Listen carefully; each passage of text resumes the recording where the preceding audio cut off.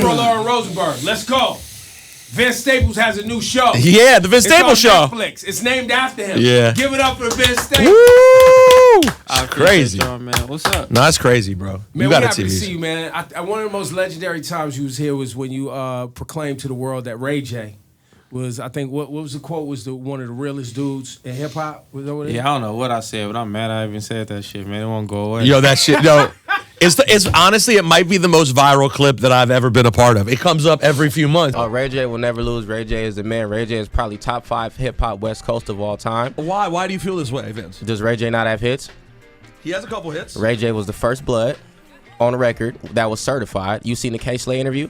No, what did he say? So without Ray J, there is no game. Centerview, first Ray J album. Peep that out.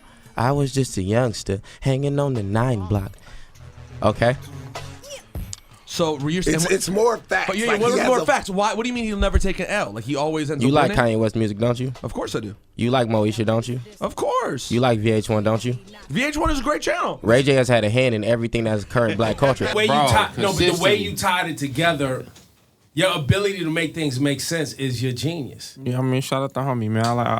I've meant that too. That's the crazy part. But why is it annoying that it keeps coming back up though? Because I sell stuff for a living, man. And it's like, you know, the stuff you're talking about. Yeah. It'd be like, oh man, that whoop-de-wop. Yeah. Like, and if you don't buy nothing from me, buy something from him. But you gotta get somebody some money, man. You just can't keep talking about everybody. They gotta buy something from either me, Ray J, or one of y'all. Well said. In that clip. So now the Vince Staples show. This is shout to Kenya Barris. This is loosely based on your life. Yeah, man. I mean, I feel like when it comes to, I want to say artists, but not just artists. Like people making shows, people that have like previous notoriety. That got to be an important part of it. Like that's how they sell it. So I didn't want it to be too cut and dry. So we still trying to make sure it has creative elements. Like it's more so kind of about a day in the life situations and kind of how they affect people and the mental state behind a lot of our perception, like how we view people, how we view success or money or fame or family relationships, interpersonal relationships with friends and the people around you. So it is, that's where the loosely come from, right? Because it's not just this is my career, this is my home life, or this is my family life. It's more so just about day-to-day life with like the perspective of how kind of I view the world or how I see other people viewing the world. So the Vince Staples character on the show does not mirror all the same things that are going on in your life, but the perspective of the person mirrors sort of your perspective. Yeah, but it's smaller. Like it's like one episode to be all right, going to the bank and all the kind of things that kind of entail. That bank episode in the trailer looks phenomenal. Yeah, but it's like it's more specific than that. It's not like this is my life. It's like, okay, this is the day at the bank. This is the day with the family. This is the day, doing community service, and also it's like I like to tell people like it's the Vince Staples show now because it's about my life or my career. It's my show because I made it. Like I wrote it. I love that. I produced it's my show. So it's more about perspective. How long had this been? When did this sort of get in your mind as something to do? Was it there from the very beginning of making music, or did it come along later? It came along later. One time, Ebro said he said on the radio one time, he was like, "Yeah, man, the sky. Once Vince Staples done with music, like the sky the limit for him." And he said something like that on like one of my first press run. Yeah, I think my first press run from my first album.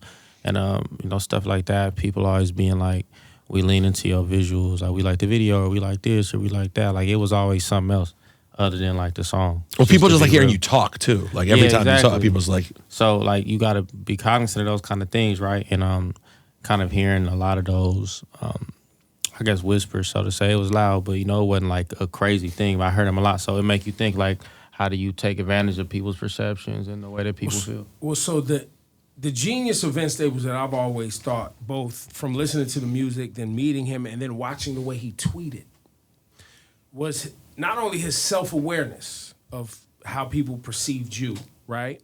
But then also the fact that you come from a real place that has real shit going on, and your ability to capture that and make it not only heartwarming and interesting, but funny at the same time.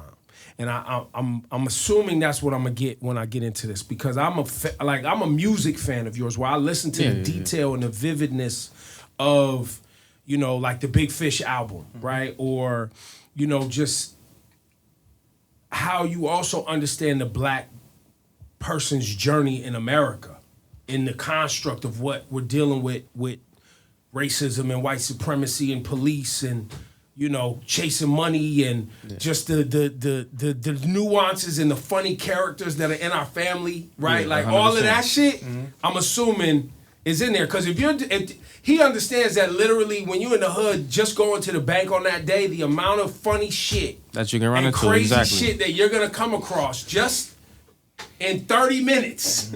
Going to get money out the ATM is a whole TV episode. Yeah, and I think it translates via cultures because we have our own kind of identity and ideologies within our culture.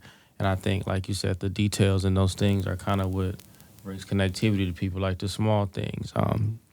So within the show, we try to make sure that we kind of showing people the nuances. I feel like a lot of times in music, a lot of those things get lost, especially in where music is at now. Like, I think our perception of music is shrinking and shrinking even more. So it's like in a world to where, long-form content in general, no matter what it is, it's just like struggling. It's just really a good opportunity to be able to have a show. And it's not super long-winded. We try to get in and out of there as fast as we can as far as like the small ideas or the jokes and just kind of go throughout the day because, like you say, anything can happen in the course of any day. So we just wanted to make sure that we created an environment that reflected that. Now, how are you doing, though? And, work, when you're making an album, you get to work with, whoever the producer is. You come with your lyrics, you record, do a little press run, promote, maybe do some shows, boom. Doing a TV show now. Playing with lots of other people. You dealing with a lot of other energies, people, ideas. How did that to be honest, I think it translates better than probably music only because the people who work within this space it's more professionalism. So to say, of course, you're still running the bullshit, but it's like people got unions, people got salaries, people got all these other things, you know what I mean? So it's like, it's kind of more than just your word being your word, so to say. And I was able to start at a decent place just via Netflix and having decent production partners because it's like if you kind of start and we did have to kind of do a lot of hard work to get this out the mud. It's been an 8 or 9 year situation to try to get the show happening. But that's where the music career kind of helps because I didn't have to go do something that wasn't a good situation, right? But I feel like the difference between music and film and television, just the understanding of the medium. Of course, you run into people that don't know what the fuck they talking about. But for the most part, I feel like a lot of people just from work and repetition and schooling, like it ain't really no music school. Like we got a lot of people on our set that went to film school and they dropped out, but they still had the application of doing student films or trying to make things as children. And it's not, so you're not really running into nobody who my age or our age and being like, yeah, I just started in this medium. So I feel like it's just more, I guess, just practice at the craft. So when you run into these people, even though there are more of them, they're kind of more professional, so to say. And we not that we're just unprofessional. I don't want to make it seem like the hip hop music is just a bunch of niggas running around doing whatever they want. But it's just. But there can be days when you're recording music and it's literally just a bunch of cats hanging out recording music. That's what I'm saying. So the amount of people they don't really bother you as much because they all doing something. Right. You know what I mean? Exactly. They have a job? Yeah. Yeah. Exactly. They made it to a Netflix show. They're on set working. Exactly. They've done other shows. This was not their first show. Exactly, and that helps you, especially like being a first timer. Like when we was in the writing room. Basically, first, Calmatic was very, very instrumental in the beginning parts of the show. He did a lot of consulting and production and stuff like that. And we was having a conversation. We was trying to get the show off the ground, and it was we was in the wall of as far as the pilot went. And he was like, "Yeah, bro, I'm gonna be real. It ain't happening if you don't write it. It's like you might as well do it yourself. Get final draft, do this, do that, and then having one of the EPs sit down and Maurice Williams. I called him. I was like, "Hey, how you do this shit?" And he's like, "Well, this how you Do you mean this literally shit?" just writing the pilot? You were struggling to just like hand up. Well, I had never tried. Right. But I think, the team was trying to craft a pilot, and I think it just wasn't sticking. There was like some disconnect between, I guess, what the network wanted and kind of what they were delivering. And Calmatic was like, "Bro, you got to just do it." So I called the homie, Maurice Williams, he EP on the show, and I was like, "How you use this shit?" And he was like, "Well, to do the scene head, you do this, you do that, you do that." And then I did the pilot. So you wrote the pilot. Yeah. Calmatic basically was saying they're not messing with it, but if you, as the face of this show, comes with your version of it, it will have a lot of. Well, it's impact. not even about the face because I'm gonna be on it regardless. Like Right. It's the name you get your name on some shit because you're the person, I guess.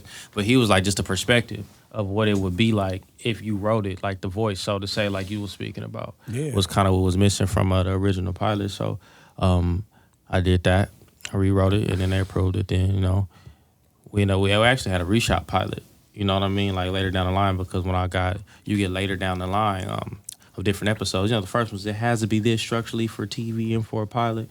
And my argument was like, this not TV. Like this app on your phone. Like, so you have a little bit more freedom to do certain things. And of course that sounds crazy, you know what I'm saying? To the network. So as we did other episodes, we getting dailies back and stuff. They were like, yeah, man, this stuff looks really good. Like we want more of that. And I'm like, all right, well then y'all gotta let me do what the fuck I want. Right. and then that's how we ended up with kind of the framework of the show that we have now. So it's just like I said before, the people that work in these mediums, like they more malleable than I guess a lot of the music executives you will run into, because I feel like it's just a different energy like behind the projects. Because I feel like in music, bro, it's like, it's the same in film, just to be honest, but it's just a different standpoint because of the place the music is in. And I think film is kind of getting there, but music kind of been here for a minute with the streaming and the pay and all these other things. Don't nobody want to make the mistake. Right. Don't want nobody want to make the mistake or take the risk. Breaking format. Yeah, exactly. Taking a risk, putting money up against something that don't get the return. Motherfuckers is fired. And I feel like exactly. And I feel like they was more likely to do that within the film space. Were you actually like out? You said it was an 8 or 9 year sort of quest to get this all done. Were you taking meetings yourself and selling the show to people and giving the spiel of what the show is? Yeah, I mean, I didn't really know how to at the beginning. I think me and Corey was taking meetings with a couple, like all the names, and this is networks, okay, production companies, yeah, production companies. So it's just a lot of conversations with you guys explaining this is what the show is, and they was like, no, everybody was like, no, that's cool, but we give a development deal, which means nothing basically. And what deal were you seeking? I was just trying to get somebody to really do the show. To go straight to series? Not even go straight to series, but just to start development on the show and the process. But no, at that point in time, they was getting to the beginning of IP, like that Twisted Metal show. They just put out. They were looking for somebody to kind of do that. They was looking for stuff that had more to do with music. And I was like, the show now don't have nothing to do with music. And that was you know what I mean? That's before I did the shorts or anything like that. So they was just like, no, I didn't really have nothing to be even asking for that, but I just wanted to see what people was gonna say for the most part. So after that, we kind of went and did a lot of voiceover stuff. We did some smaller roles in like smaller movies. Dope being probably one of the first ones, and then we kind of got to that place to where we got a little more comfortable on camera.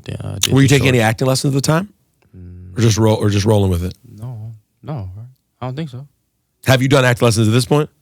Not really. I don't have people. It's like it depends, because it's like, okay, you have somebody read your lines with you, so that's like kind of an acting. Working with you, right? Yeah, but I never like did a course ever. Wow. Do you want to take this acting thing there, or do you just want to be Vince Staples on camera?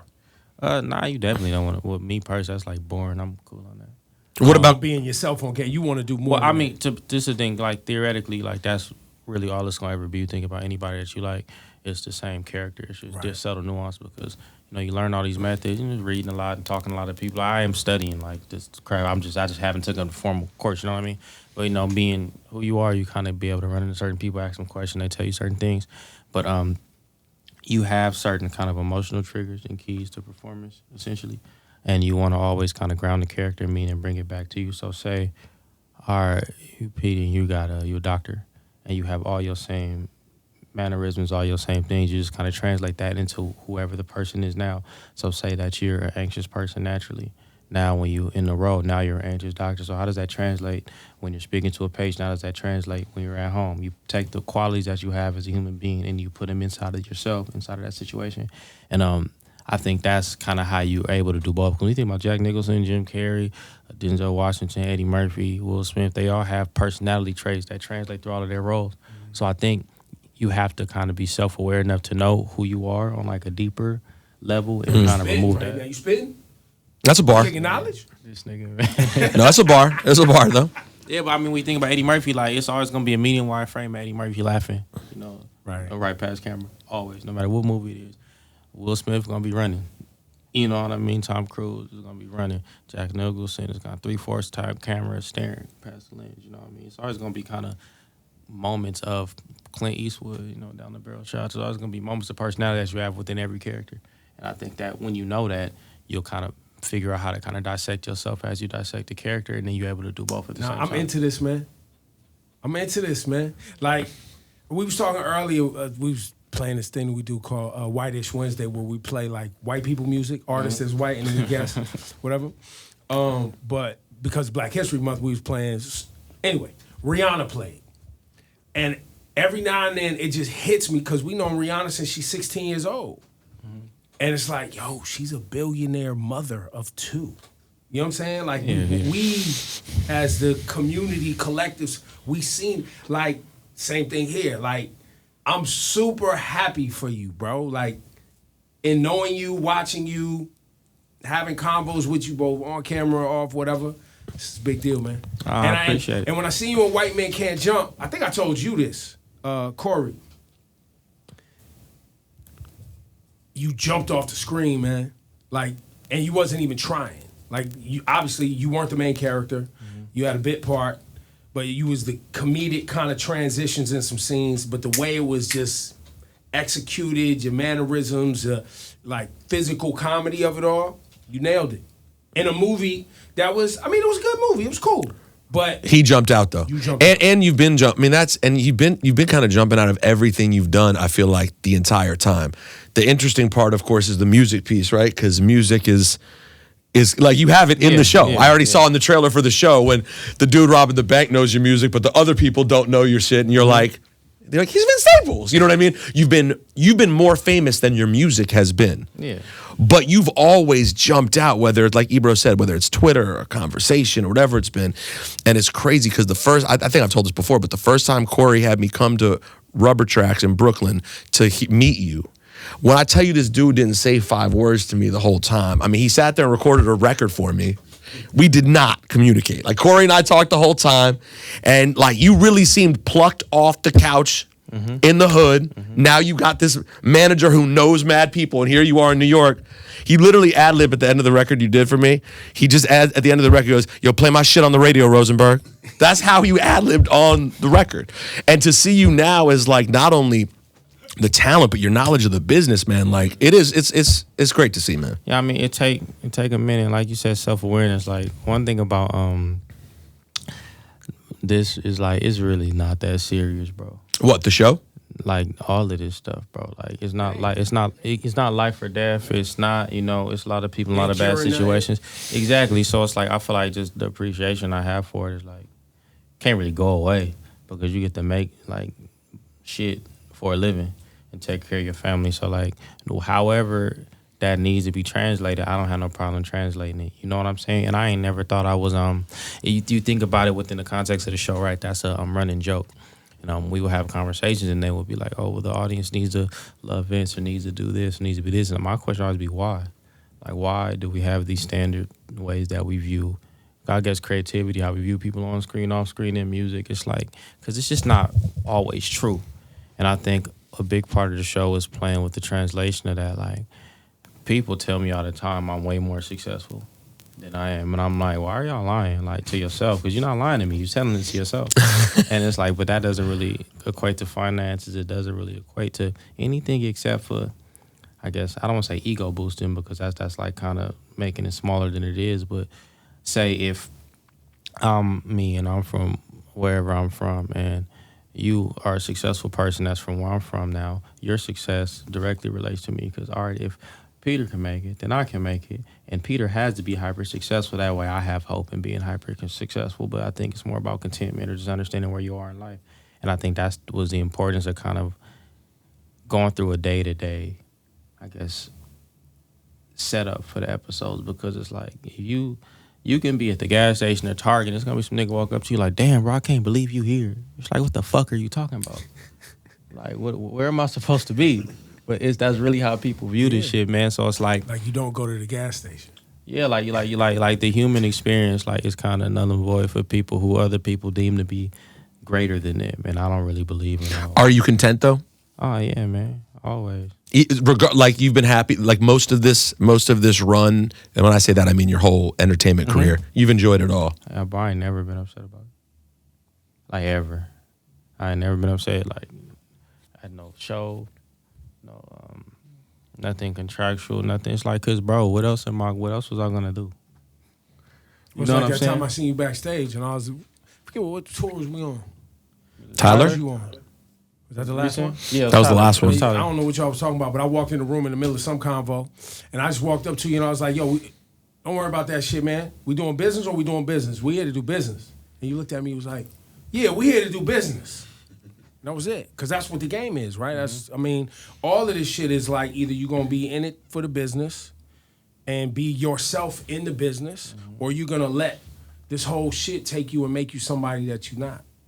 And you're not that person. That's not who you are. Yeah, that's not my getting at. And I do understand that that's for some people. It just ain't for me. Right. It ain't never been for me. And that's, you know, like I think about how far I came, and like just the nuance that I have in my career just from doing the things that I kind of wanted to do. Mm-hmm. And like that's a privilege, man. Like a lot of people don't get to do that, no matter where it ends up. And also just the concept of fame is so crazy because you like dudes will bleed themselves dry. Just trying to prove it to themselves, to other people, which is why, you know, the media that we consume is so important. The things that we create are so important because I remember when I was younger, bro, of course you got like Cash Money type stuff and like things of that nature when we was little kids. Like when I was like a teenager, a little bit older, like the music wasn't as financial as it is now. And if it was, I honestly just didn't notice it. You know what I'm saying? But I wasn't really thinking about that type of shit when I was listening to music or just consuming content. That was everything. It's social media, it's film, it's television. This did this much money box office. Like I know it's probably always been a thing, but I don't remember being cognizant of how much athletes were getting paid. It's become more. It definitely has become more. Okay, yeah, because it's like at this point, I feel like being content, bro, is extremely important and being grateful. You know what I mean? Because I got a TV show. We got billboards and stuff, and I ain't gonna front that stuff like that don't ever like cross my mind. Like people, oh man, how's it feel? Like I don't got an answer. I never had no answer for them, no matter what I've done. Like of course I don't get nervous, like shows, festivals. It's just like it's a job. I know it's not normal, but is this one different? No, this is the same thing. Mm-hmm. It's cool. It's another opportunity. Yeah, well, you got to make it, and I'm just grateful for the opportunity to make things. And I feel like however it translates to people is how it translates. But the opportunity to make it is a part that's like that. That's such a dream, right? That alone is crazy. So I haven't seen. We talked about Mac briefly when I interviewed you a couple years ago on your album run, but we never talked about him up here with Ebro. But how has been that process of you've dealt with a loss prior to Mac? Mac was not the first person you lost, but he was someone you were super close with. How was the sort of grieving process and getting back to sort of everything you do after that, or is it something that sadly you've kind of dealt with before? And I mean, yeah, it's more so that, you know, like you appreciate everybody for the role they play in life and like the friends that you have, like, just losing another homie. Like, just to be real, he wasn't the only person that passed around that time. Right, even in that, you told me that even in that time there were other people you loved. Yeah, but I feel like my strongest takeaway from kind of the Mac portion of my life was kind of just work ethic and kind of community and just being helpful to people. He was extremely helpful, so I try to take that still. Will you tell the story you told me? Because you told it to me in private, actually at Mac's funeral. You told me the story about how basically when you met him, you were still not really getting out there and recording a lot, and kind of no matter what reason you told him you had to not record, he wouldn't. He would let you have a reason. Yeah, like I think a lot of that goes to kind of his love for music. He had like, you know, introduce yourself to somebody, and it was like, you know, he was like, oh yeah, I know you. Why don't you do? I like this or I like that. Hey, why don't you do this? I don't have this or I don't have that, and I really ain't had shit. To be honest, like no production, no means of transportation, like, and I didn't live nowhere near like where they all was at. Obviously, this is when he was at the Studio City house. Yeah, exactly. He's like, I'll pick you up, and like, oh, I got beats. I'll do this. I'll do that. Oh, I'll take you on tour. He basically did like. It was no excuses with him because he had access, you know, but it wasn't necessarily just because it was me or we were friends, because I ain't know him. He would have done that honestly for anybody in that moment, as we saw throughout his career. But that was something I really, really took away from him and living, because we can talk about the loss a lot, but like, I feel like, you know, the things I took from him and living are extremely important in his loss. All you can do is, you know, try to be around for the family, support him, talk to him, and things like that. But what I do appreciate is kind of I don't want to say new appreciation because he's always been successful, but him continuing to be at the forefront of kind of conversation when people talk about musicians or rappers that we've lost over the past couple years. And I'm really happy that, at least from my vantage point, he kind of got to a space where of what he was trying to create or try to learn how to create from the brief time I knew him. Not brief, it was long. It was a minute, but you got a whole life. Right, out of a whole life, it'll end up being this little few year period that y'all spent close. Exactly, and he was really trying to kind of get to the style and approach of music that he ended up making.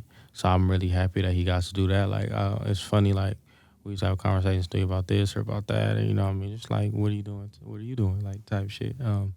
Trying to keep everybody on top of their stuff. And we had a conversation about some music he was making. And it wasn't like a bad conversation, but so he's like, he didn't feel the way I felt.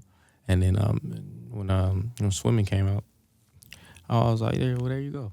You know what I mean? Like, it got to the point of what he was trying to make. This is what you were talking about. Yeah, exactly. Yeah. And it's like I'm really grateful that he got to make that before he passed, because that's who I know.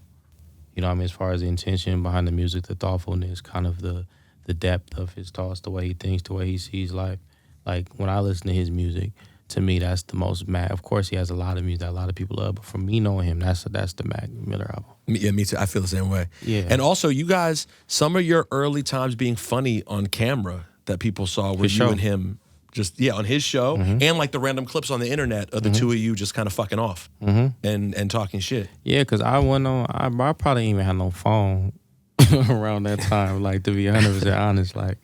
And if I had a phone, it for sure wasn't an iPhone. Like, I was, time was your green life. Yeah, time was different. So, just the idea of, like, even being on camera, like, I probably didn't have no on camera nothing until I started hanging out with him. Yeah, I didn't have no music videos. No, I wasn't on. Were you with Corey already? Yeah, I already knew Corey. She was, but you still. But not really, because I would say that I don't think I was, like, working. Right. Like, he was waiting for you. I knew Corey. No. Right. Nah, Corey wasn't waiting. It was just Corey. Corey's around. Like, he just be helping people. So, like, but it wasn't, like, obviously no real conversation. I think Corey, me and my homie Michael, who's a producer, we had a project that Corey helped us with, but it was more so him than me because of who Michael was working with at the time. And then around Corey's still trying to help me, but it wasn't like loosely, like, I didn't have shit going on, so it's like, yeah, I got you. You know what I mean? Right. Situation. But then I was like, yeah, I got this Mac Miller project. And niggas was like, how? I was like, I don't know. I just got it. Like, you know what I mean? And it got to the point to where that was like an important point in, like, I guess me and Corey's relationship, because, like, I had something, music, bro, dudes really don't be having anything to do. Music is so difficult to make, and there's so much, that goes into the music that's not real, so to say. As far as, not mean real as far as, like, tangible, as far as this is a product that I can do something with and go put in front of somebody. Not real as in the sense of it being good or bad or actualized, like, mentally. But that was the first time, like, I had something, and that kind of changed our relationship. You know what I mean? Changed you and Corey's relationship. Yeah, because then he had something he can go give to somebody. Yeah, you're like, I have a full Mac Miller project. He's like, all right, we can probably make this. And I'm gonna be honest, I didn't know what that meant at the time. He was just cool. Like, I wasn't super familiar. Mac was famous, so, like, but I wasn't super familiar with his music because I personally don't listen to music like that a lot. And at that time, I wasn't listening to nothing because that's like not pre-streaming, but I had no smartphone. Streaming was just getting off the ground. Right. I didn't have no way to listen to music. You didn't have a car? I had nothing. No. So you wasn't popping no CD in? Nope. Yeah, I didn't have no, like, I wasn't listening to music at all. Like, this is a point in time where somebody might still have an iPod. You know what I mean? Right. Yeah, I wasn't that long ago either. So it just kind of says how far we've came from music and kind of the standpoint of what it was. But that was a very important moment in life in general. Like, and then I had never been on no tour before, and I think opening up is extremely important. You opened for Mac first before you went on tour? Because you opened for Schoolboy too. Yeah, that was. So Mac first. Mac was first. And I went on tour with Tebe before that, I think. But that was like hype man stuff, like damn near roadie stuff. Mac gave you a set. It was an opening set. Well, and I think I didn't have a set with Tebe. No, I didn't have a set with Tebe until after the second time we went on tour, I think. Or did I? I really honestly can't remember. No, I didn't. So so that was the first time, and I think that's important to kind of open up for someone to do shows outside of your element, because it teaches you kind of showmanship and how to kind of not win over a crowd, but how to win over a crowd. Yeah, exactly. To work. Yeah, so that's why I say, like, I kind of, and I don't mean this based on the question, but I'm saying I kind of come to a point to where I notice, like, in general, whenever anyone talk about Mac, it's more so about, like, after the fact. So I'm trying to take it upon myself right now just to give people some insight on, talk about the life that you live with. Yeah, because I don't, people think I'm, like, just jabbering, I don't talk that much. So the conversations we have, I feel like, are important. Like, a lot of people aren't privy to that information. But like, just work ethic in general and, like, doing something that don't have nothing to do with you is important. And it's, like, really hard to find that in music because everyone tells you it's about you. I don't know anybody who done had, bro, the last, oh, man, like, when they clap at the end of the playback. I mean, Corey, like, hey, like, y'all clap every time? Like, when have you ever been like, I don't like this? Oh, all the time. Like, you're fucking lying. Like, just shut up. You know what I mean? Right. But in music, it's like, it's always about you. No, it's you. So I think starting out, kind of how I started out, prepared me for moments like these to where it's not.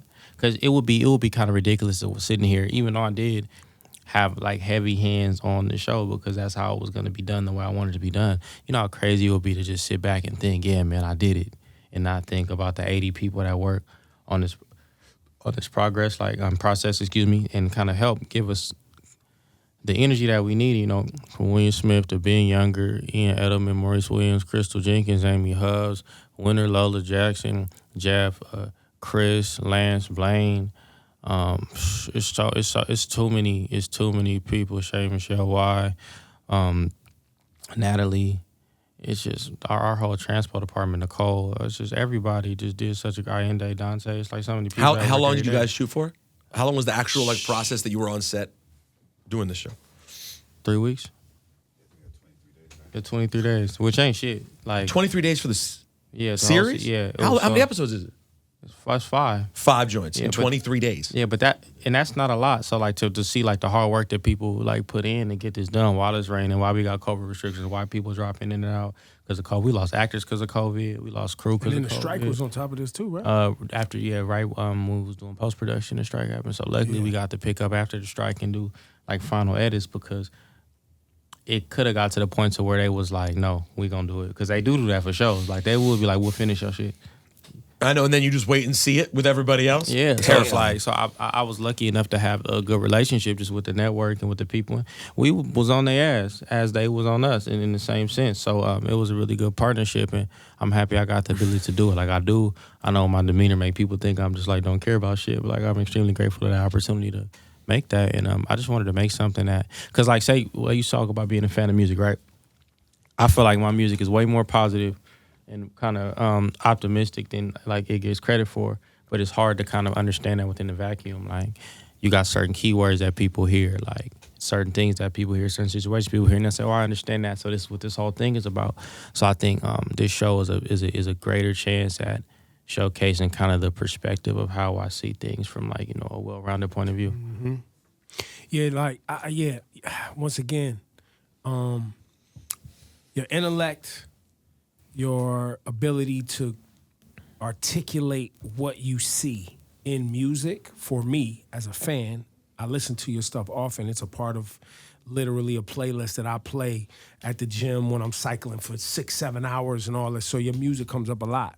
And I do think a majority of people who engage with hip hop put a negative slant on things that are attempting to articulate a very, very toxic environment, but you have to find love and joy in it at the same time. Absolutely. And you have to find friendship and brotherhood and camaraderie while also dealing with, people who are suffering through addictions and mental health crises and all this shit that's just all around you, literally every minute of every day of your life. And I'm knowing you captured that in this show. Like, I'm knowing you did. In a way that, gives hopefully people who are enamored by the environment you come from a way to look at it, as people who are human beings trying to have a human experience in the best way they can. You know what I mean? That is sort of one of the things you've always brought, though, is like you bring this Long Beach, California energy that outsiders can see, and it's familiar in some way because they've heard hip hop of that sort. But yeah, your perspective has always been a level deeper of, like, and it's not just the thing that you saw. Yeah, and it's just a different perspective because it's like, A lot, it's a lot that goes into this stuff, bro. Because it's like, all right, well, you might sound like that, but do you look like that? Do you act like that? You got to have a full connectivity for our audience, which is like part of why my stuff, it always has like a weird kind of disconnect, so to say, because it's based on, I guess, perspective. So just being able to kind of give more detail, I think, is really, really important, because I'm telling you, have musicians that, might come from a certain background or might, come from a certain environment, but if it don't look like that, like, don't nobody look at Farside like they from the hood. Right. And they are. They super hard. And when we talk about music, right? We talk about music and what music does. Don't nobody look at Barry White like he from the hood, and he is. Like, so it's like you hear Curtis Mayfield, I'm your mom, I'm your daddy, and I'm that nigga in the alley. It's like, oh, that's what that is. But then you got another perspective from someone who comes from these environments. Tina Marie is from like the hood, come from these environments. And I feel like within hip hop music, we focus more on capturing those environments in other genres of music, even though there's always been people that are from these environments. You know what I'm saying? Mm-hmm.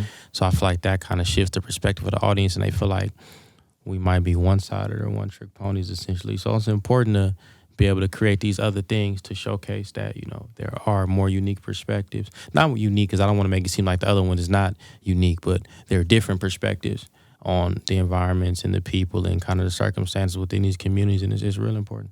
Do you see yourself after, I don't know where you, after this season, which is out right now, as y'all are watching this, go check the Vince Staples show.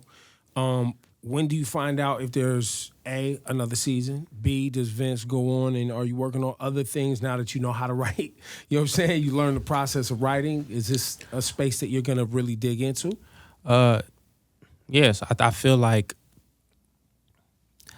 we'll know about season 2 probably in the next couple months. Like, it's a limited season right now. So as of right now, it's not a season 2 from the start of the thing. But then as we created the show, now was a conversation. So there has been progress to make, because I think this was kind of a one-off in their eyes, and I think they're extremely pleased with it. So, if people watching and support it, hit that thumb on Netflix. It matters. It matters. Yeah. People watching and thumbs up, it all matters, right? Yeah, finish the episodes. That's what it's all about, completion rate nowadays. So, no matter how many people watch it, if everybody that watches it completes it and hit that little thumb, you get a second season. Right. You know what I mean? Right. So, go from there. But also writing, trying to learn how to get better, write and get better on camera performance, learn how to direct. Like the Calmatic and a lot of Adam was like, yeah, you can direct right now. And some people's like, yeah, some people's like, no. But then kind of being on set and seeing Will and being I understand it. It's not as like crazy as it might have seemed, especially if you got a good director of photography, especially if you got a good, first AD, second AD. So I'm gonna learn how to do all those other things. And yeah, man, Corey was like, Corey said, he's like, Corey don't be saying shit bad about nothing. So he's like, yeah, man, it's not bad. It's like this Vince Stillin in film and television, and this world is way harder than it will ever be in music. So I think, not to speak for bro, but I think that's one of his focuses. But, I'm doing everything, though. We doing this. We making music, just trying to create as much as we can. Well, what did you learn from Kenya? What's that relationship working with Kenya, who's had a lot of success, right, in this world? He started off as like a room writer or something, hustling, just trying to get his jokes in something. Yeah, to be honest, Kenya was a very important part of the process, because he didn't really bother me. Like, I feel like a lot of the times when people have us overwhelming, I guess, not overwhelming, but like an absorbent amount of success, that can be intimidating to certain people, or that can feel like it's kind of putting you in their shoes. And I never had that experience. He was just like, yeah, this is how it works.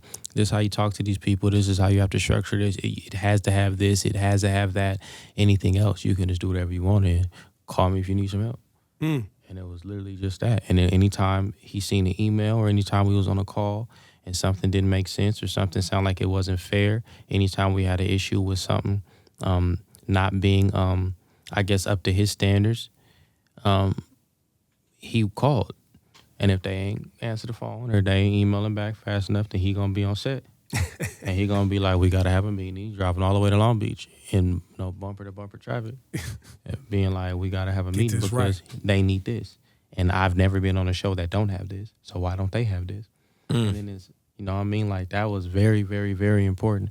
But creatively, he just said, do what you do. You have what you have. find a way to make that TV, because this is what TV is, and if you want to make TV, it has to be this. But all that other stuff is bullshit, and that's extremely, important to hear from someone who has that level of success. Yeah, because he could have been like, and it would say like, he was always aware of the fact that his thing might not be the thing for everything.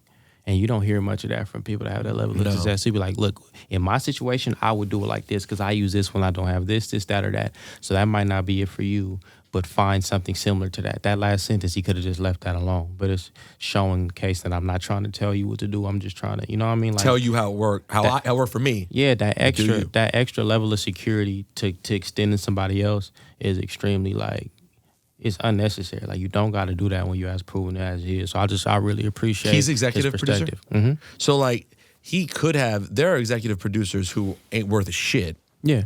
Or they just want their name on the project. They hope it works out. And if it doesn't, it doesn't. Mm-hmm. It sounded like he actually really, he really kind of wielded his power for y'all when he needed to. He would jump in and be like, hey, I'm going to make sure that this happens. That's incredibly valuable. And for what was right and what we wanted to do, not necessarily what he wanted to do, which I think is, even a further testament to it, because I'm telling you, it was like little stuff that we ain't have, and I'd be like, I don't got this or I don't got that. No, he'd be like, well, I saw this didn't really, I don't have this. Huh? Okay. Hang up the phone. Then we got a meeting, and he on somebody's ass. Would he show up to set wearing a $12,000 Louis Vuitton sweatsuit head to toe? Probably. Yeah. Mostly. He lives the gimmick in real life. It's real life with Kenya. It's not a gimmick. He's living. It's in him. It's not on him. It's what we're doing. Nah, he's a hip hopper though. So he gonna throw the sweatsuit on. And he talk mad shit. That's the other part. Yeah, for sure. Every time I sure. see him, he talking shit. Maybe he's got another flip he switches for meetings and shit, I don't know. I don't think so. Well, I think he knows the business, and he's worked to get to the level he's at. Right. And he get a lot of backlash, unnecessary backlash, that I think is irritating, personally. What kind of backlash? What is he notorious? What does he mostly get backlash The for? light skin shit, all the light skin wife. Oh, when he weighs on, right. It's not even that. He can make you. The same thing happened to Tyler Perry. The backlash he gets, it's a black thing. Same thing backlash you get. Issa Rae is really, really beloved, and we all love her and support her. But you see her talk about the struggles that she deal with. But it's like when the show coming out, oh man, I can't. Kenya Barris is executive producing this. I'm not gonna. Oh, he gonna fuck it up. Like, do you know what an executive producer is? And I ain't never seen y'all say that about none of these old white dudes. Never. That's running around just putting their name on shit, fucking shit up, not calling people back, shrinking the budgets, taking the money. We don't even know their names. Right. But we don't know what the title is, but we know we don't like this nigga. So since we don't like this nigga can't do this. But you don't know who EP, none of that shit. None of that shit. You don't know who really did what. You know who's executive producer, social producer. You don't know who put the money up. You don't know who financed it. You don't know who brought it to the network. You don't know who's doing show running. You don't know who just got the EP credit because they directed the pilot. You don't know who got nothing. But see, the reason you can ignore all this noise is because you from the hood and you know motherfuckers just be talking shit. Yeah, people just be talking, man. People just be talking shit, man. Talking. People just talk, man. That's it. Do you? So you're interesting, right? Because I know you have to be. To say that like Vince Staples will be like annoyed with group thinking, I know is an understatement. I know shit like that you're just like, you roll your eyes at. But you're also extremely popular on Twitter, right? So like Twitter, I generally think the group, like the way I see people operate and thinking and talking annoys the shit out of me. At the same time, the stuff that you say does get incredible engagement. And like these same people who I generally might think are idiots, they do have an appreciation that you say some really funny, pointed shit. So like, do you have a complex relationship with that world? Because in one sense, there's a lot of dumb stuff you see, but in another sense, they also embrace you quite a bit. I'm gonna be honest, bro. I don't even care if people groupthink. I just want us to kind of extend grace and compassion to one another as human beings, as long as you're not doing no crazy shit to nobody. If you're not hurting nobody, harming nobody, disrespecting nobody, like, you should just kind of leave people alone. I don't like bullying. Like, I feel like the internet do like bully tactics. Well, and I throw that into the group think sometimes too. Like, we're all bullying, like you said about Kenya. Mm-hmm. Once everyone decides there's one thing, here we come. Nah, the shit is lunchroom tables on the internet, bro. Yeah, the shit. Once the lunchroom go in one direction, everybody that don't want to be caught in the with a shot, they line up behind whoever's got the most noise to protect themselves. But that's the group think you talk about. Because you'll see shit, you'll be like, literally the comments, everybody agree with this shit? Right. Hell Everybody nah, bro. agree? Right. Nah, bro. Everybody don't agree Although with that this said, shit, I bro. did- You just don't want to. But Like I told you, Yeah. the people who disagree don't comment. Right. They just lay out. That's lay it. out. That's because you don't want Then to the get people caught who up. just want to be talking shit all the time, they got something to say. So they gonna jump in just because they can't keep their mouth shut and they just want to be seen and line up behind what's But popular. who am I to talk? I just talked about JD's poor Louis Vuitton socks for 3 days. And So the whole I'm not world better. was shitting I'm on not them better. socks. You're not. I'm not better than You're a terrible anybody. human being. Yeah, and that's what I'm saying. Like my thing about group thing, I feel like y'all are foul, man. Let him rock, man. Let him get fly. You know what I mean? Prince did it. Let him rock. That's man. facts. Wait. Prince didn't have the socks on. What'd you say? He said Say Prince what you did it. said. Let him rock. I'm pretty. He probably did a fluffy sock once or twice. It's the shorts though with the fluff. I think it's the shorts part Nah, with the keep it fluff. real. Keep it real. Mike did a fluffy sock. Mike Oh did a yeah, fluffy big time, sock. big fluffy. Mike sock. had a fluffy sequin sock loafer. Pharrell added the pocket to the sock, Right. which made it look like a ruffle. See, that was the problem. People thought it was the Easter girl ruffle sock. No, it That was a the- pocket. but it was really just a pocket. But that's why I tell you the problem's the shorts. The problem is you're seeing all of it because you're wearing tuxedo shorts. I want the sock to be He should have went with a. I He guess, should have. you He can't should have just have went a with a little high- tapered He could've pant. did the Tapered high pants, you do a tapered little pants. But people would have still seen the problem. The pearl butt. The pearl button. The problem was that people thought it because my lady was really, my wife was upset at the socks. She was like, nah, niggas is wearing church Easter socks. She got up from the couch, upset about the sock. I was like, I don't think And that's she's what's pregnant. going on. She's about to. She's pregnant. She's about to pop any day. She should sit down. No, she was beside herself. She was like, shit has gone too far. By the way, now it's worked out for JD. It ended up being all anyone's talking about. Well, and them socks is probably gonna sell crazy. Them socks is gonna move out here. Man, hip hop is back where it started, man. Like, you know what I mean? He just doing his thing. He doing his Houdini. There it is. All them Exactly. old niggas. Vince you always have the ill history. How old are you these days? 30.